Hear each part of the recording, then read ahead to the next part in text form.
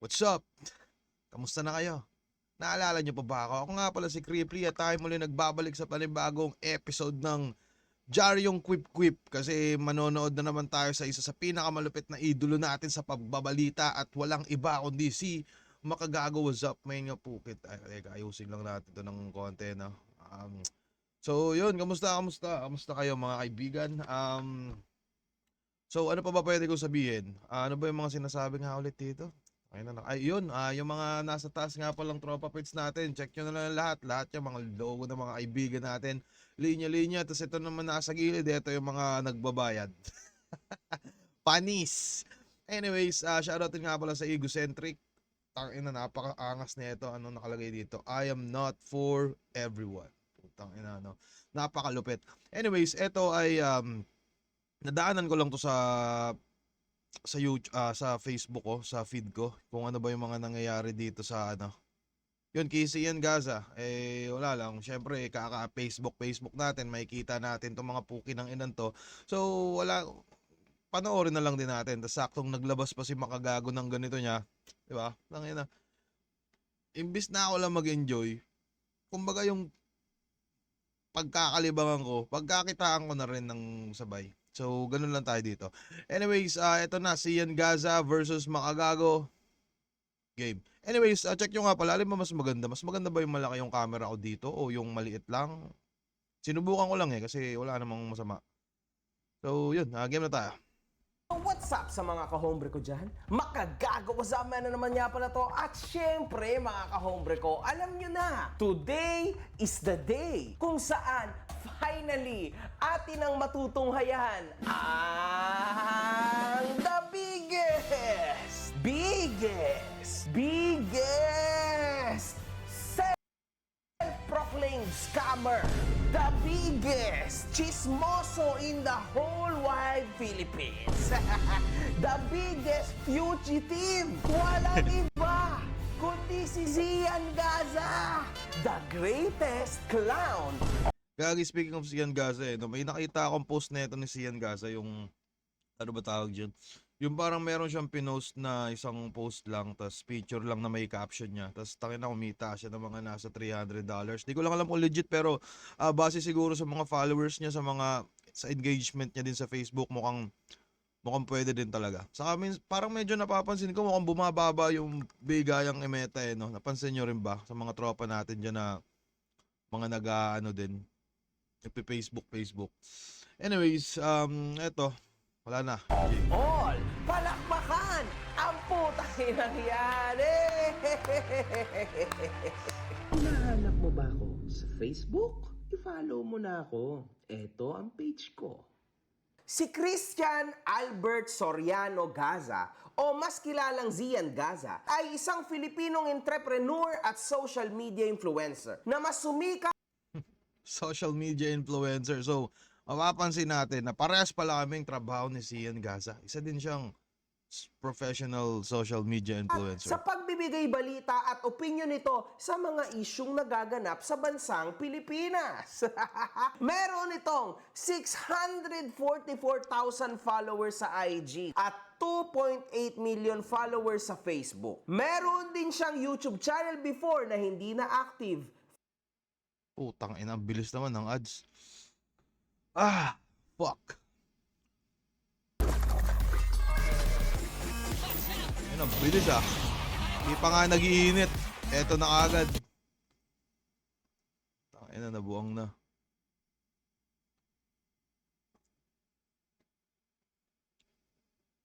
Tangina, nag-brownout kasi. Bagal tuloy ng internet. Kakabalik lang ng kuryente. Gagi, 4 naka-play na ba years to? ago pa po, na meron lang 23,800 subs. Sikat din kumakalat ang mga alegasyon niya sa kanyang sarili na siya daw ay scammer. Kung saan inamin niya rin naman ito ng paulit-ulit sa social media at sa mga post niya na nagresulta nga sa kanyang pagsuko mismo sa Malabon City Police. You will fucking pay. At isa po yan sa Sino yun? pinanghawakan ni Sian Gaza. Kaya sa totoo lang si Sian Gaza, mahirap po yan tira-tirahin because there's nothing else to say. Kundi yung kanyang pagiging scammer which paulit-ulit na lang sinasabi, wala ka sa Pinas, ikaw ay ganito, ikaw ay ganyan. Gagi, kung mapapansin natin no, si Sian Gaza, parang yun, wala nga siya sa Pinas. Tapos parang siya rin yung makagago dati, no? Kasi makagago, wala din yan sa Pinas dati. Tapos parang ang dami niyang inaaway. Tangina, so eto yung dream match ng sambayan ng internet, no? Makagago versus Sian Gaza, pare. At sa mga di nga pala nakakaalam ng issue ni Sian Gaza, ay meron tong parang post tungkol sa yun dun sa ano ba yun, dun sa politiko. At tapos kay Ivana Alawi, tas ewan ko parang binira-bira yata, syempre nasa politiko yung inalaban ni Sian Gaza, baka may mga kapit sa kung san-san. So yun, mukhang pinagahanap si Sian Gaza tas bigla siyang nag-deactivate. So putang ina, paano na yan kung yun yung pinagkakitaan mo, di ba? Anyways, game tayo. There's nothing else to say. Tulad nga nung ating issue o tulad nung napag-usapan natin kay Phoebus, kung ang mga tao na nagre-reklamo kay Sian Gaza ay tunay na may problema, magkaso po kayo. Huwag kayong pumutak sa internet. Yan ang sinasabi ko, di ba? Pero most probably, meron at meron naman na kumonek na kaso kay Sian. In fact, marami ata siya, no, as of now, na warrant of arrest. Kaya wala siyang ginawa, kundi ang tumakbo na lang sa ibang bansa. You are pieces of scum and you need to be stopped. Noong kumalat ang issue ng You are pieces of... pagkaso ng asawa ni Mayor Benitez at Eto na yung pinagsasabi ko kanina yun. Yun, si Mayor Benitez nga pala yun. So, may kaso sila. Sa totoo lang, hindi ko naman masyadong binasa to. Putang ina, ang haba. Pero, yun nga, parang kinasuhan yata ng pamilya nitong nasa politiko, si Sian Gaza siguro. Kaya nag-deactivate. Sa totoo lang, putang ina, hindi ko nga din talaga alam kung ba't ko ginagawa tong. Nagbibigay ako ng opinion ko sa ganito eh. Alam ko naman na, tangina, wala naman akong kaalam-alam dito. Kaso in-upload kasi ni Makagago eh. Mukhang makakatuwa kasi ito panoorin. Anyways, yun, in-upload ni Makagago tapos sakto pang nadaanan ko sa SOCMED tong mga issue na to. So, anyways, huwag kayo maniwala sa mga sinasabi ko. Tangina, wala din naman tong kwenta. So, ko lang mapanood doon si Makagago. Anyways, game tayo. damay kay Ivana Alawi. Isa sa mga nagbigay ng opinion dito si Sian Gaza. Siya yung nauna sa issue na to. Alam niyo naman yan, siya yung nagpakalat. Kinalat nito ang mga nangyari kina Congressman / Mayor Benitez at kanyang asawa, including ang kanilang annulment at mga paghahatian nila na mga ari-arian. Gagi. Tangina, pinost ba ni Sian Gaza to? Teka nga, basahin ko nga to. Gagi, ang haba. Putang ina, nakakatamad. Anyways, Gagi, kakasabi lang ni mga gago na pinost. Ito ang mga nangyari kina Congressman / Mayor Benitez at kanyang asawa, including ang kanilang annulment at mga paghahati Okay, so may including. So, nila na mga ari-arian. Okay? So ngayon, mga kahombre ko, nakikita natin dito na kanya pong inilabas. teka nga. Sige. The Office of the Pambansang Pambansang Marites ng Marites. Pilipinas has managed to get a copy of all properties na pinaghatian ni Mr. and Mrs. Benitez from 92 to 2003. Gagi, no? Pero isipin nyo na lang yung connection ni Sian Gaza, eh, no? Tangin na, yung mga ganitong kapribadong mga dokumento, putangin na nakikita niya. Gagi, no? Ano kaya pinaggagawa nito? May mga tropa kaya to sa ano? Di, baka may mga tropa lang na chismosa talaga, eh, no? Na nababayaran niya. Before their community of property ordered by a Pasig court. The 31.6M DG Plus Interactive Corp shares of stocks alone assigned to Mrs. Benitez is now worth 1.6B on top of all the properties voluntarily assigned to her by Mr. Benitez. Paldong-paldo si Ginang Benitez. I'm so happy for her. Makikita Yes, po sir. natin dito na talagang antinde ng pagkabayas ni Sian Gaza kay Mayor / Congressman Benitez at syempre kay Ivana. Tama? Nilabas din po ni Sian Gaza mga pictures ni Mayor Benitez kung saan may kasama itong Gagi, iba't ibang yari. mga sikat na personalidad na sina Angelica at Yari kasi Yen yan. Santos. Ngayon, mga kahombre ko, ang dami niyang nilabas na kung ano-ano pa. Pero sa ulit ni Mayor, eh, no? Dito na tayo sa sitwasyon na to. Get ready! Ready na ba kayo mga kahombre? Sino ba to? Sino ba yung sumusulpot na yun? Na tayo sa sitwasyon na to. Sino ba yun? Ready! Ready na ba kayo mga kahombre? Biglaan pong lumaban ang anak ni Mayor / Congressman Benitez. Tangin na lumabad pala si 30. Anyways, na si Javi Benitez. Nagawang mag-post ni Victoria City Mayor Javi Benitez mentionin lang si Christian Albert Gaza without full context. kung mapapansin nyo no, sa Facebook, no, ito lang yung mga pansin ko dito kasi maangas ngayon kasi hindi na ako nag-Facebook para maglibang lang. Kumbaga nag-Facebook ako para mag-check na rin ng ano. Nakita nyo ba yan, yung ganyang klase ng engagement? Malaking pera yan. Kaso, hindi ko lang sure bumaba yung ano, yung sistema ngayon kay Meta. Pero yung mga ganito medyo goods na ano yan. Goods na ano ba tawag dyan? Parang goods na engagement. Tangina, solid yan. Hindi ako nagkakamali kano kaya abutin yan. Siguro mga nasa 200 siguro, $200. Depende. Ang gulo kasi ng algorithm ni Meta, puke lang ina nito ni Zuckerberg eh. Anyways, game tayo. At makikita po natin na this is super freaking strong. 64,000 reacts, mga kahombre ko. 13,000 shares. So this is to make him understand na papalag ang anak ni Mayor Benitez. Ito po ang sabi ni Javi Benitez. Ukol dito. Ayoko na sanang magsalita.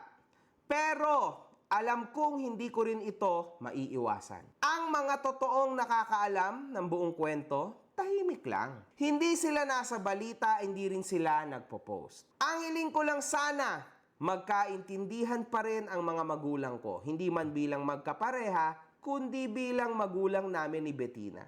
Sana balang araw makakahanap din kami ng tamang pag-ibig. Yung hindi nasusukat sa pera, status o panlabas na imahe, kundi sa respeto, lambing at tunay na partnership sa buhay. Nakakaawa naman mga kahombre, no? Sa isang banda. Gusto ko rin sir. pasalamatan ang lahat ng tahimik na nag-abot ng malasakit sa message, tawag o kahit simpleng dasal. Salamat. Alam ko, hindi lang kami ang may ganitong sitwasyon, pero sana maiayos din namin ito sa huli. Move on na tayo sa chismis, fake news at paid drama. Paid drama. Paid sabi drama. niya. Ang dami pa nating kailangang ayusin sa bansa. Doon tayo mag-invest ng energy. Sa huli, hindi views, likes o pera ang sukatan ng tao, kundi puso. My Yes, sir. God. Yes, So sir. dito, mga kahombre ko, makikita po natin ang gigil ni Mayor Benitez, no? Mga kahombre ko, after Tangina nga. na mag-post, ang dami po mga kahombre ko na lumabas na mga haters ni Sian Gaza. Okay? Makikita natin sa comment section. So marami po dito ang nagsasabi na nag-deactivate si Sian Gaza dahil natakot siya kay Mayor Javi Benitez. Christian Albert Gaza, hanap ka na ni Kong Javi, diin ka na. Meanwhile, Sian Gaza left the earth. Ang dami pa pong kung ano-ano mga kahombre ko. Marami-rami yun. May mga nagsasabi rin na na-delete daw ito sa kadahilanan Marami-rami yun. nag-post ito ng isang video na tinitira niya legal wife ni Mayor Benitez. Lumabas din ang kasagutan. Ano yan? Gago. Marami-rami yun. May mga nagsasabi rin na na-delete daw ito sa kadahilanan nag-post ito ng isang video na tinitira niya legal wife ni Mayor Benitez. Lumabas din ang kasagutan noong bumalik ang account ni Sian Gaza at nag-status to na na-disable ang kanyang account. Kapag ginamit mo yung connection mo para ipa-disable yung account ng isang tao illegally without any grounds for violation, ibig sabihin, totoo lahat ng sinabi niya sa'yo, kaya kailangan mo siyang patahimikin. Gagi, teka nga, pasensya na kayo. I-check ko lang kung ano. Kung online na ba or bumalik na ba yung page na ito ni Christian Gaza. Teka lang Eto.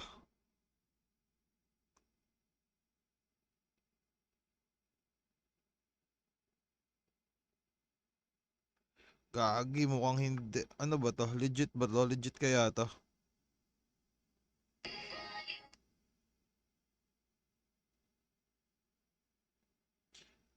Mukhang nawala yata yung ano.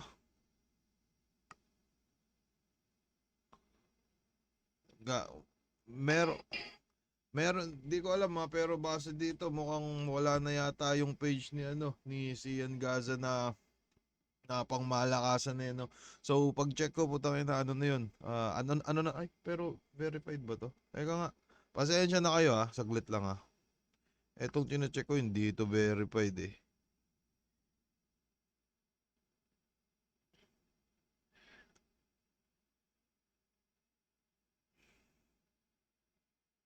Gagi. Anyways, nakita ko yung Facebook ni Sian Gaza na ginagawa. Tingin ko mga bago niyang account. Di ko alam kung siya o may gumagamit lang din. Anyways, yun na para patagalin. Game na tayo dito. So, Sorry. kailangan mo siyang patahimikin. At ayan po yung ibig sabihin dito ni Sian Gaza. Fuck you. Tapos nag-post siya dito. Putang ina din. Gagi ang angas ng taong Dito gano'n. ni Sian Gaza. Fuck you. Tapos you. nag-post siya dito. Story niya, relevance is when everyone talks about you when you disappear. That is power. So as of now, mga kahombre ko, muling na-deactivate na naman ang account ni Sian Gaza. Ano ba ang sa tingin ko ang sitwasyon na ito para sa ating kaibigan na si Sian Gaza? Fuck! Nakakapanghinayang kasi kapag nawala ang isang marites sa Pilipinas, sayang naman, mawawala din ang entertainment ng mga chismoso sa internet. Kasi hindi sapat si MG. Social media world is just big, man. It's super big, mga kahombre ko. So, kailangan natin ng mas maganda at mas makabuluhan na buhay sa social media para at least nagkakagana-gana tayong lahat, di ba? Ano bro? Anong sasagot mo? Kaso lang, mga kahombre ko, nawala na naman po ang Facebook ng pambansang Marites. And ito ay isinisisi niya sa kampo ni Mayor Javi Benitez, stating na siya po ang motibo bakit siya nawalan ng Facebook. Ngayon, mga kahombre ko, siguro naman nangyari din sa inyo, no? Facebook is a tough world. Ang bilis mong mawalan ng profile. Bigla-bigla lang mawawala ang profile mo, bigla-bigla lang may mangyayari, bigla-bigla ka lang madadali. So ngayon, mga kahombre ko, sa isang banda, yan ang pangit sa sitwasyon na ito. Kasi hindi natin sure kung nag-deactivate ba siya o nabura ang kanyang Facebook. Ako, para sa akin, nabura po ang kanyang Facebook. Para sa akin, kasi kung deactivate yan, bakit ulit siya nakapag-activate, then nag-status siya and all? Sa tingin ko, this time is real now. Ngayon, mga kahombre ko, totoo na to. Kasi nangyari din po ito kay Tony Fowler, okay? Wala na siya as of now na Facebook. Exactly the same as my wife. Nawalan din siya pero naibalik din niya agad kasi hinanapan siya ng mga ID and all. Para sa mga marites ng Pinas, kayo rin na nawalan. Why me? Pero sa totoo lang, Why mga me? kahombre ko, para sa akin, may puntos din naman si Javi Benitez, no? Kaso lang, Mayor Javi Benitez, for your information, wala naman din tayong magagawa dyan. Kasi una sa lahat, 50-50 chance. Meron o wala. Ano pang hinihintay mo? Tumalpak at mag-register ka na. Ito maging sa Okmed influencer no? Kailangan nyo maobliga magsugal. Nasa comment down below. media ang naglalabas ng mga baho-baho ng kung sino-sino. And actually, public servant kayo, hindi natin maiiwasan na kayo maja-judge ng bawat isang mga tao na nakapaligid sa inyo. Lalo na at yung dumi ng pamilya nyo, nakalabas lang sa social media. Wala tayong magagawa doon, okay? That's part of this.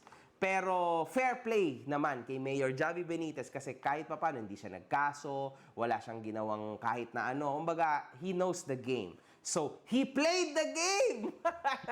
So, nag-status siya and in just one snap, tanggal ang Facebook ni Sian. Di ko kailangan manghipo ng tite. Yan, that's about it, mga Putang ina. Gagi mga kaibigan, no? Paki-comment ka kung sino yun. Putang ina. Facebook ni Sian. Di ko kailangan manghipo ng tite. Yan, that's about it, mga kahombre ko, di ba? Pagka daw talaga ang tahimik, pumalag, durog ka talaga. Real talk lang to, ka. One love, good fucking vibes. Yes sir, ano masabi nyo dun sa mga Asian nilang yun? Anyways, ako wala naman Gusto ko lang panoorin at ano lang tayo, rinig-rinig lang ng mga bagay-bagay. At anyways, yun lang yun. Nag-enjoy ako, napaka-solid talaga ni Makagago. Tapos sino pala yung yung panay labas-labas. Tangina, nakakatawa yun lap trip yun. Anyways, si Sian Gaza nawalan siya ng Facebook. So, tangina, makakalungkot siguro yun. Isipin mo, no? Kasi ang importante sa Facebook yung yung ano ba yan? Syempre pag nag-scroll ka, yung mga mas madalas mo nang tinitignan, yun na yung mas madalas na lumalabas sa feed mo. Halimbawa ako battle rap, no? So napakadaming battle rap na lumalabas diyan, at kung tama ako, ano ba tawag doon? Pag gumawa ka ulit siguro ng panibagong Facebook, mawawala yun lahat. Pero anyways, tayo na din na para patagalin to. So maraming salamat sa panonood mga kaibigan, at gagawa ko ng isa pang reaction video pero battle naman. Parang nakita ko lang to, so chinek ko lang. Anyway,